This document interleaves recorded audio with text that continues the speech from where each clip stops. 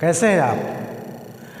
तो बच्चों हम लोग आज शुरू करेंगे क्लास 10th पॉलिटिक्स और ये आपका चैप्टर 7 है outcomes of democracy. Actually student in last some chapters already we have completed, but it is the last chapter of this subject. So it's a very important to understand very frequently all of everything whatever has been present under this lesson.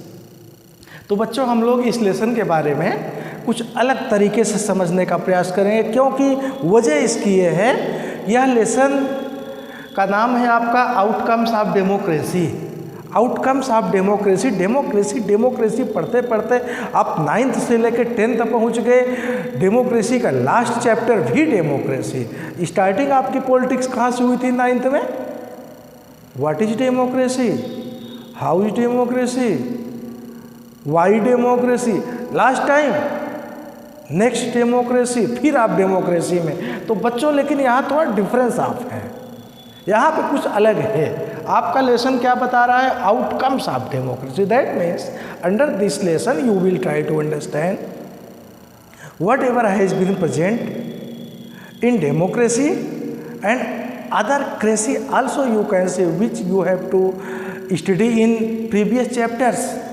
बहुत सारी चीज़ें आप अन्य chapter में भी जो पढ़े हैं, फॉर एग्जाम्पल डिक्टेटरशिप, मोनार्की, बहुत सारे फॉर्म ऑफ गवर्नमेंट आपने पढ़ा है। तो इस लेसन में आपको प्रमुख कुछ पॉइंट ये आपके समझ में आएगा, आउटकम्स ऑफ डेमोक्रेसी। डेमोक्रेसी से आपको देती क्या है, आपको मिलता क्या है इस डेमोक्रेसी में, कुछ पॉइंट हम लोग डिस्कस करेंगे इसमें। व्हाट डज डेमोक्रेसी डू, आखिर डेमोक्रेसी करती क्या है, कैसे इसको हम कहें कि हाँ सचमुच भाई अच्छा प्रारूप है, अच्छा रूप है, डेमोक्रेसी एक अच्छे तरह की सरकार की व्यवस्था देती है। Merit of democracy, merit that means features, क्या उसमें अच्छाइयाँ हैं, क्या कमियाँ हैं, इसके बारे में भी हम लोग इसमें पढ़ेंगे। अगला पॉइंट आप देखेंगे, how do we access democracies outcomes. Democracy में एक्सेस क्या क्या आप प्राप्त करते हैं, मुख्य रूप से कैसे आप क्या प्राप्त करते हैं। Last point, why do we prefer democracy. Actually मुख्य रूप से इसको हम लोग महत्व देते क्यों हैं, डेमोक्रेसी को ही क्यों, हमारे भारत के लोग क्यों डेमोक्रेसी को ही महत्व देने लगे। भाई और भी बहुत सारे कंट्रियां हैं, वो सारे लोग तो नहीं डेमोक्रेसी को ही महत्व दे रहे हैं, और बहुत सारे कंट्रियां हैं जो डेमोक्रेसी को महत्व दे रहे हैं। तो कुछ ना कुछ तो बात ऐसी है, उसके कुछ तो फैक्टर या रीजन है बच्चों। चलिए अब शुरू करते हैं, हम लोग शुरू करें। What does democracy do. सबसे पहले हम लोग देखना चाहेंगे व्हाट डज डेमोक्रेसी डू, भाई क्या करती है डेमोक्रेसी। डेमोक्रेसी ने ऐसा क्या आपको दिया जिससे कि आपके यहाँ की व्यवस्था एक सुदृढ़, सुव्यवस्थित, एक अलग ढंग से चलने लगी। तो डेमोक्रेसी ने क्या दिया आपको? दिया बहुत कुछ दिया भाई डेमोक्रेसी। देखिए यहाँ आप उस पॉइंट को ज़रूर समझना चाहेंगे, आउटकम्स ऑफ डेमोक्रेसी। आपने लेसन में, हर लेसन में कहीं ना कहीं से डेमोक्रेसी को टच करते ही हुए तो पढ़ा, आपने 8 में भी तो डेमोक्रेसी देखा, लेकिन आउटकम्स यहाँ आप एक निचोड़ के रूप में देखेंगे कि देखिए हर लेसन में आपने देखा उससे संबंधित क्वेश्चन भी थे, यहाँ भी आपको मिलेगा, लेकिन वहाँ आपको अलग मिलेगा। अलग क्यों मिलेगा?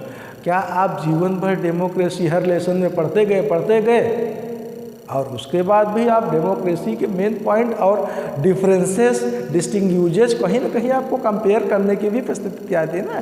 तो एक व्यवस्था डेमोक्रेसी ने आपको दे दिया, चलिए डेमोक्रेसी ने व्यवस्था आपको दे दिया, फिर उससे आपको किस तरह से मिला, दैट मीन्स एक थ्योरेटिकल आप कह सकते हैं, दूसरा प्रैक्टिकली आप कह सकते हो।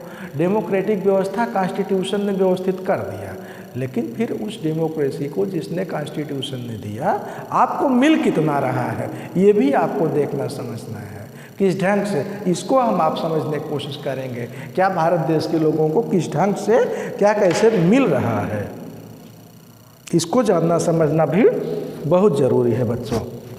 चलिए पॉइंट पे आते हैं। तो तो merit of democracy, merit point two point, जैसे मान लीजिए देखिए एक स्टैंडर्ड ऐसा है, एक लो स्टैंडर्ड उससे बिलो है, उससे बिलो कुछ और स्टैंडर्ड है, तो मेरिट एक अलग स्टैंडर्ड हुआ ना डेमोक्रेसी का। जैसे मान लीजिए एक सिस्टम था हमारे देश की स्थिति, हमारे चलिए मान लीजिए जीडीपी की हम बात कर लिए, हमारे देश की जीडीपी, हमारे देश की आर्थिक पोजीशन क्या कैसे थी, लेकिन धीरे धीरे या तो बढ़ेगी या घटेगी, और अगर बढ़ेगी या घटेगी तो उसके पीछे कोई ना कोई तो जिम्मेदार होगा ना, या आप खुद अपने को ही जिम्मेदार मान लीजिए, या सरकार को जिम्मेदार मान लीजिए, या सरकार जिस व्यवस्था से व्यवस्थित कर रही समाज को उसको जिम्मेदार मान लीजिए। तो व्यवस्था कौन व्यवस्था है? और भाई वो व्यवस्था आपके कॉन्स्टिट्यूशन के द्वारा बनाई हुई डेमोक्रेटिक ही तो है, तो इसको भी तो आपको जानना समझना है। Merit of democracy. अब आप देखिए महत्वपूर्ण पॉइंट आपका जो है, how do we access democracies outcome.